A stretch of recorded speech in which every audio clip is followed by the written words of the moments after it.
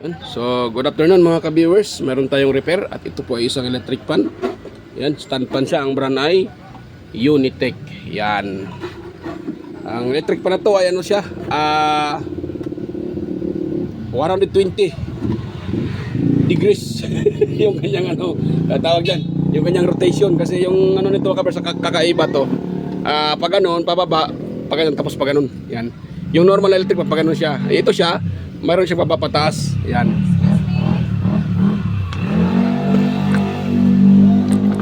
Yan. So problema nito, sabi ni sir ay ano daw. Sabi ng ating customer ay hindi na gumagana. Nilinis ni bossing tapos ayun na daw gumana. So testing natin to. Kung kaya natin i-repair. Try lang natin kung pwede. Parang hindi nata kita. Baba na lang natin yan. Ibaba na lang natin.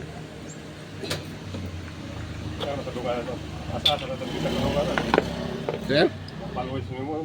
Taga-Manguay, talagyo ng Palasaw, taga-Manila. Nangamo ko sa Buanga, taga-Kuan. Nara ka sa YouTube mo? YouTube. Sa YT. Wala, diri sa Buanga na ako, gamay lang ko diri mga Kuan, subscribers. Mas daghan sa Kuan, sa Luzon. Nakasweldo sa YouTube na. First time na akong Kuan, December. May rapod. Tama. May lang kapalit og bugas ba? Iyo orang kapalit og beer. Pero YouTube, dapat na sa YouTube. Depende po sa imong Kuan. Black. Sa imong viewers, imong views o sa views nimo. Yon. So ito ay yan natin. Yan, so ito na po yung kabuuan. Binaba ko na lang para klarong-klaro. Yun. Yan.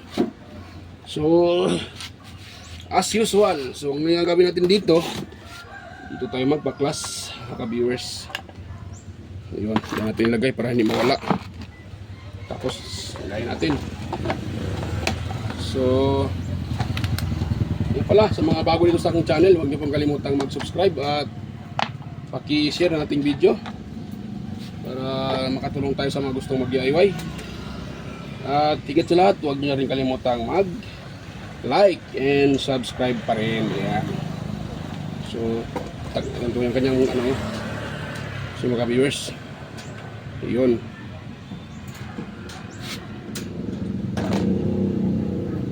Tapos ito labas.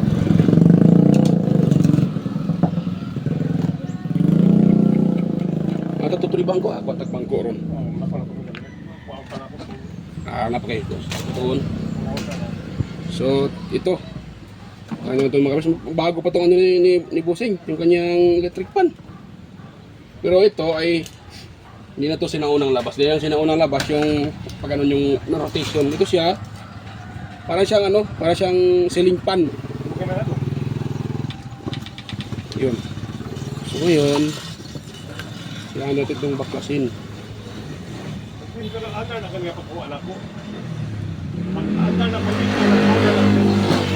Pag uli ni mo, ano yung andar? Yun. Patapos daw ni sir na linisin, pag sa uli niya, ayun ang gumana. So baka naman ito ay mayroon lang natanggal or na hatak or na nag-lose contact na wire or baka naman may putol. Yun naman ang isang rason dito ba't ayaw gumana. So dito, sisipatin muna natin kung meron tayong masisipat dito na excuse po naputol. So mayroong wire dito na nakalawit. Ayun, parang may naputol ata eh. Cable tie naputol. Ito hindi naman siya putol. So hindi man. Suka tayo ng tester. Maganda pag-itis na natin bago natin yan halongkatin.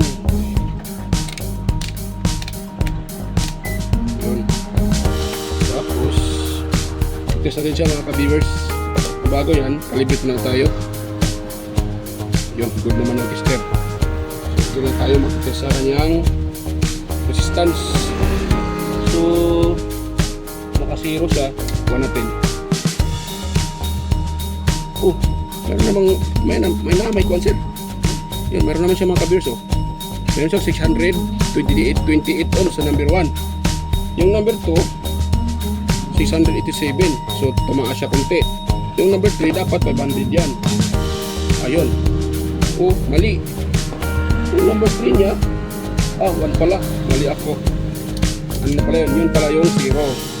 Bali, ano pa itong 1 nito? Baliktad pala yung 1. Yan, parang ano to siya sa ceiling fan. Yun, ito yung 1 niya. Yan, 741. Number 2, 687. Number 3 is 628. Yun, so good yung kanyang reading. Dahil galing sa number 3, pa number 2 natin. 687, tapos 700. So good yung kanyang reading mga ka-viewers. Bakit siya yung gumana?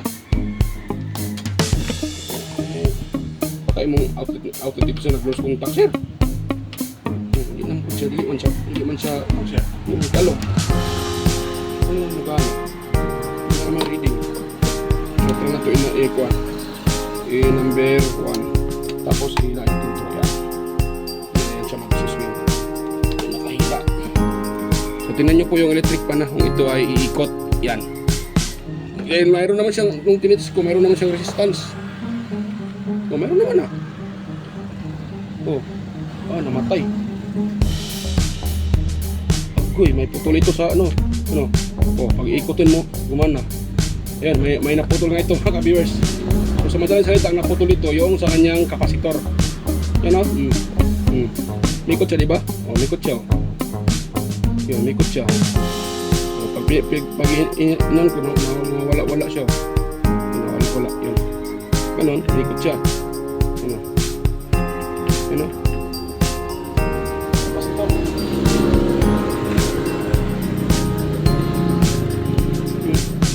Yan mga ka-viewers, oh.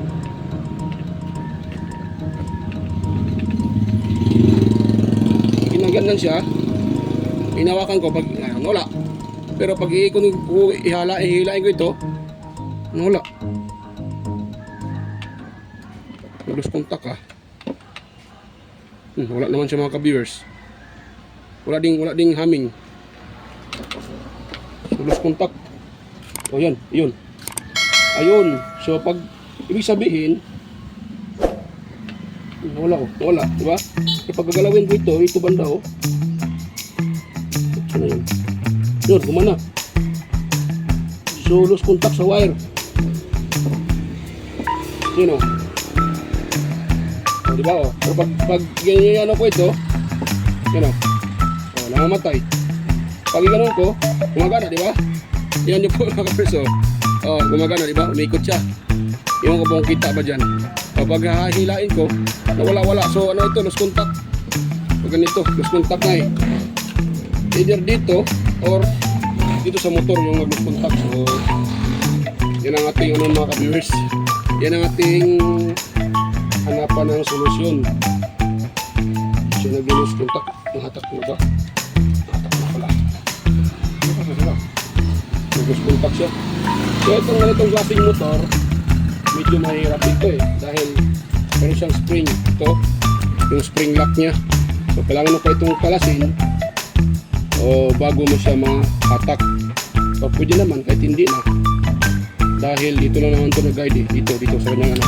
Ito lang yung baklasin screw. Tapos ito pwede naman kahit huwag na itong baklasin ito. Ito lang yung baklasin mo, itong 4 na screw, tsaka ito kanyang swing arm. Problema, nakano din nata to eh. Kasi din yung kanyang swing arm. So patay tayo dito. At saka yung kanyang nawat mo naman na i-cover. So actually matatanggal lang naman yung cover. Tagayin natin to mga ka-viewers. Lock lang naman to eh.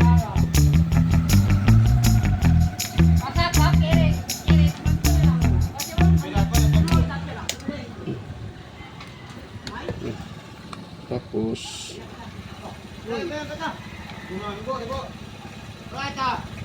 yan. So baklasin ko ito mga kabersa, 4 na screw na yan. Yan, balikan ko lang kayo. Medyo mahirap ito baklasin. Sige lang, ipakita ko na lang sa inyo magbaklas. So ito kasi ay kailangan natin ito natin to. Yun.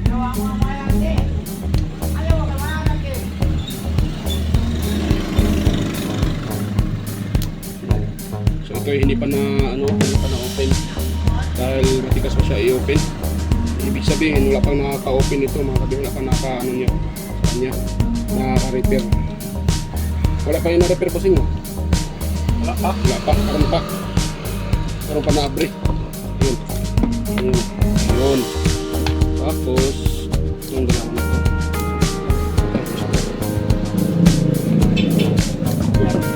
So ayan, bas ko lang muna sandali ha. Balikan ko na kayo pag ito nabaklas ko na. So yan, ay nabaklas ko na mga kabibers. Nasiparate ko na yung kanyang sa likuran at saka sa unahan. So hindi ko na binaklas itong spring para hindi na ako mahirapan. Ang binaklas ko na lang yung pinaka ano niya, tawag dyan, yung pinaka ito, yung apat na screw. So ito na yung pinaka motor niya mga kabibers. Yan, ito na po yung pinaka motor. So ito po yung ating obserbaran dahil pag ginagalaw-galaw ko siya ay nawawala yung reading dito banda Pag ginagalaw ko dito banda or ginaganong-ganong ko nawawala. Try natin na. Pakita ko sa inyo. So yung tester. Yan, ito yung tester ko. Pakita ko sa inyo na ayan, change ako ng tester dahil yung tester ko hindi na medyo masyadong kita yung dahil malabo na yung screen. So change tayo ng tester. So ito muna gagamitin ko para kitang kita yung aking pag-test mga ka-viewers. Ano na kasi yan, tawag dyan. So matagal yung tester na yan, ay kaidara na yung tester na yan. So ito tayo sa isang tester para nakikita natin ng maigi yung ating tinitest dahil klarong-klaro. Yan, open natin siya. At yun, set tayo sa home settings, tapos backlight. Yun. Yan, tingnan nyo po yung tester ha. Dito natin ilagay ganyan natin, ganon para makita nyo rin. Yun, pwede na siguro yan, kita na. So ngayon, ito yung kanyang pinakang plug nya, ito. Yan. So ngayon, ang gagawin ko dyan ay i-test natin siya mga viewers. Ayun, nakita. Ayun, mag-focus yan. Kulang pa rin kita. Yan, pwede na yan siguro. Yan, kita na. So ngayon, tingnan nyo po yung ating tester. Yan o. Meron tayo nakakuha na tingin ng motor ito. Meron tayo na-read na 742 ohms. Yan. So 742 ohms. Yan. Kung nakita nyo, kilo ohms, pero ano pa rin, hindi pa rin siya maabot ng kilo ohms dahil 1 kilo ohm dahil 700 pa lang siya, di ba? So ano pa lang yan, 742 ohms.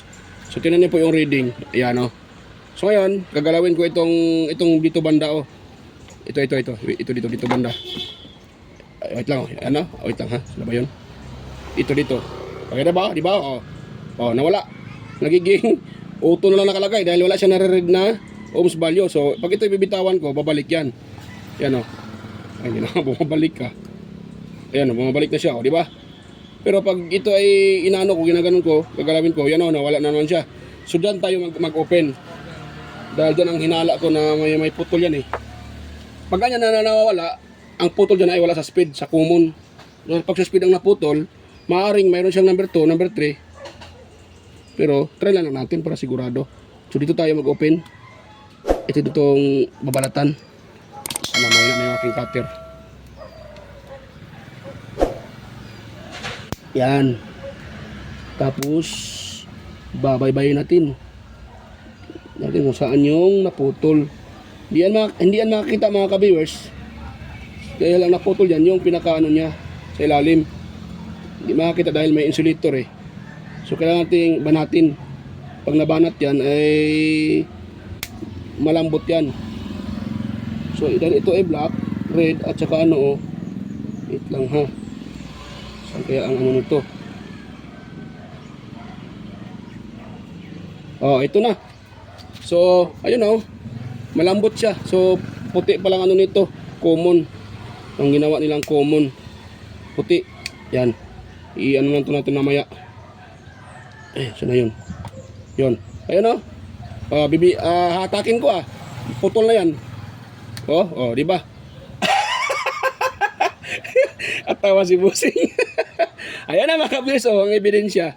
So dito naglulos. Ang ibig sabihin niyan, dahil yan sa paggalaw-galaw ng wire. So sa kakagalaw niya, puminit yung wire hanggang naputol. Dahil gumaganon-ganon yan Yan, gumaganon. Dahil bronze naman yan. Hindi ibig sabihin na bronze yan, hindi mapuputol. Sa katagalan na gumaganon-ganon, parang bang tawag sa Tagalog yan?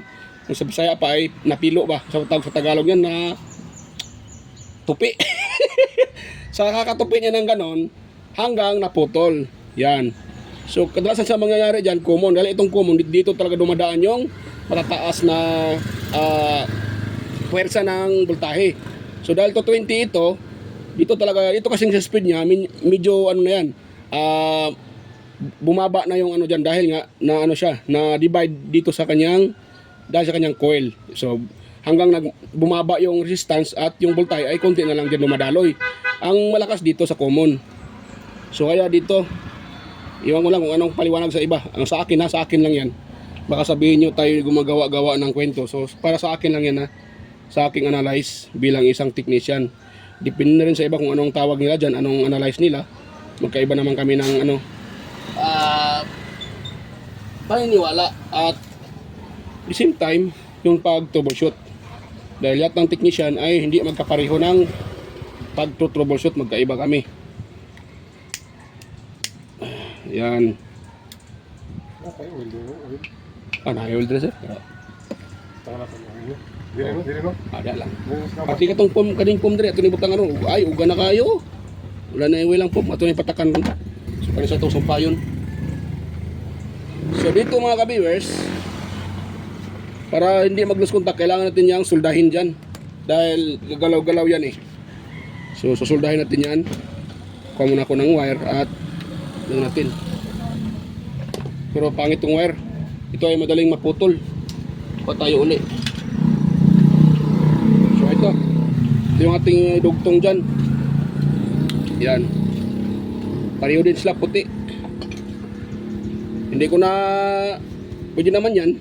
Pero pangit tingnan Pag maglagay ka pa dito ulit ng or magpalit ng ganito, wala akong ganito kahaba.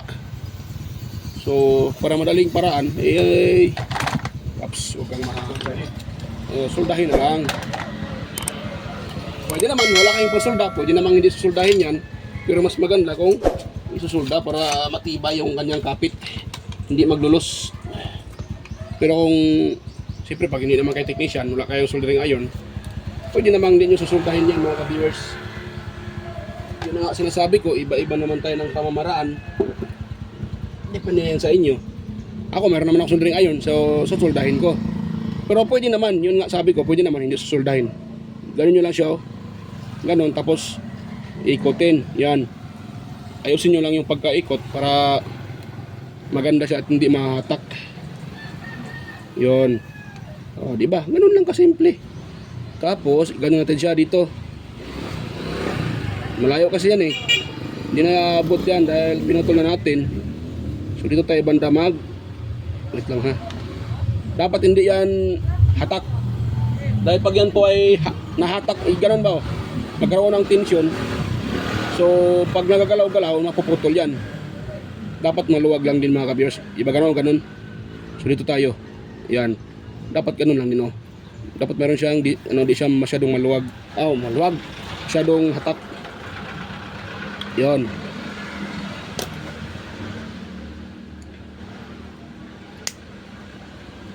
Kung mayroon kayong shrinkable tube, pwede, mas maganda yon. Ako wala na akong shrinkable tube na maliit malaki yung nandyan dito pa, so hindi pwedeng gamitin. Hindi yun mag-grip dahil masyadong malaki. Yon. So ganoon lang kasimple mga ka-viewers. Diba? Kaya ako dumiretso dito dahil ilang beses na ako nakaka-repair ng ganitong klaseng problema. Pag ginagalaw mo, nawawala yung supply, namamatay yung electric pan. So minsan dito yan naglulos sa may liugan. Liigan. Hirap tayo magtagalog Hirap talaga mag-Tagalog pag Bisaya. Ganyan talaga yan mga ka-viewers, pero nakakaintindi naman kami. Na lang, hirap bigkasin, hirap magbigkas. 2-3. Ara lang. Buntoy, 2-3. Muna mo kali buntoy. Alam ang dali ito na intra. Ada na pa-intra.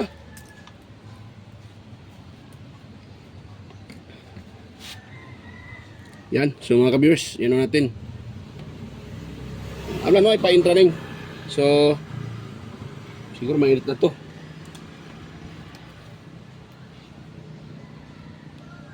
Pwede na. Init na. Kung sa kape pa, pwede na. Ano, makalusaw naman siya ng soldering lead. Pero mas maganda pag mainit talaga. Yan. Pag ganito na hindi masyadong mainit, dito natin iinitin yung wire. Para pag sinusolda, matik ay didikit ka agad yung soldering lead. Yan. Dahil pag hindi natin iinitin yung wire, hindi didikit yan. Mahulog lang yan. Yan. Pwede na yan. Yun. Yun. Tapos paluapan natin. Yan. Pwede na yan mga ka-viewers. Tapos dito naman tayo sa kabila.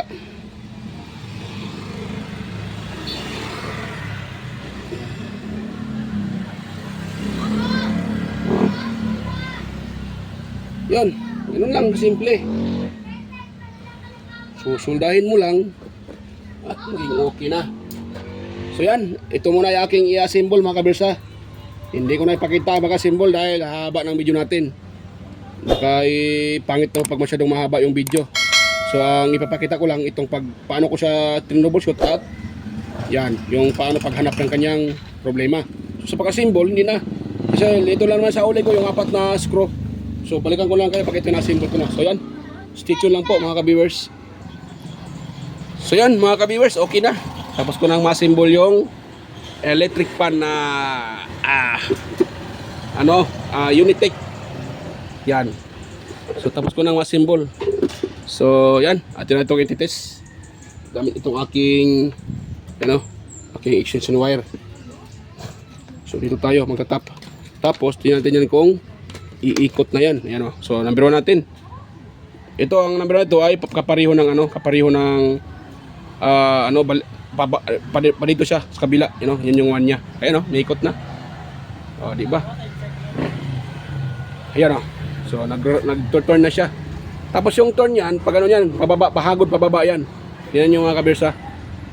Yan nyo. Yan pataas naman siya. Yan, pataas. Yun. Tapos pababa yan uli. Yan. Yun. Pababa yan siya hanggang doon sa kabila pag naman yan. Yan di ba? Iba yung kanyang rotation sa swing niya. Hagod pataas, pababa at pagilid. Yun, di ba? Tingnan nyo. Ayan. So ganoon lang kasimple mga kapatid. Number 2 natin. Yun. Uy. Ano yun? Kamansi. Nahulog. Ayan. So yun. Okay na siya mga ka-viewers. Yun di ba? So yan. Goods na. Nagawa natin yung paraan. So ang problema lang nito ay putol yung linya sa common. Naputol siya sa kakaikot-ikot niya. So yung ginawa natin, sinusolda natin uli. Dinurugtong natin at sinusolda. So naging okay na. So yan mga ka-viewers, hanggang dito na po yung ating vlog, yung aking video. Kung sana kung mayroon kayong nakuha ang kunting idea sa aking sinishare. So sana wag yung kalimutang mag-subscribe or i-subscribe yung aking channel at pakishare sa iba. Ayan, at saka huwag niya rin kalimutang i-like yung ating video. Yan. So yan mga ka-viewers, hanggang dito na po at bye-bye mga ka-viewers at kita-kita tayo ulit sa aking next na mga upload. So yan, bye-bye po mga ka-viewers, bye-bye po. At ayan pala, shout out pala sa inyo. So sa lahat-lahat ng silent viewer or organic viewers, silent viewers at saka subscribers. So bigay-bigay shout out sa may-ari ito si Sir. Shout out sir. Yan. Yan yung may-ari. Yan yung may-ari ito mga ka-viewers ay ko lang, kapitbahay ko lang din yan. So yan, bye-bye na.